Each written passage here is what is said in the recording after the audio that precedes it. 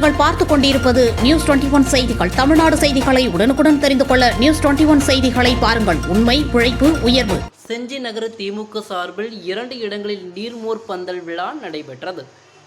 விழுப்புரம் மாவட்டம் செஞ்சி பேரூராட்சியில் கோடை வெயிலை முன்னிட்டு செஞ்சி நகர திமுக சார்பில் நீர்மோர் பந்தல் திறப்பு விழா நிகழ்ச்சி செஞ்சூர் தேசூர்பாட்டை மற்றும் புனித மிக்கேல் ஆலயம் எதிரில் நடைபெற்றது.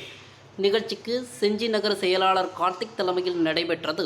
நிகழ்ச்சியில் செஞ்சி பேரூராட்சி மன்ற தலைவர் முக்தியார் அலி மஸ்தான் கலந்து கொண்டு தேசூர்பாட்டை மற்றும் புனித மிக்கேல் ஆலயம் எதிரில் அமைக்கப்பட்டிருந்த நீர்மோர் பந்தலை பொதுமக்கள் பயன்பாட்டிற்கு திறந்து வைத்து அவர்களுக்கு இளநீர், தர்பூசணி, வெள்ளரிக்காய், கூல்ட்ரிங்க்ஸ் உள்ளிட்ட பொருட்களை வழங்கினர். நிகழ்ச்சியில் பேரூராட்சி மன்ற துணைத் தலைவர் ராஜலட்சுமி, கவுன்சிலர் மகாலட்சுமி, வெங்கடேசன், நிர்வாகிகள் உள்ளிட்டோர் கலந்து கொண்டனர். நியூஸ் 21 செய்திகளுக்காக ராஜாமணி.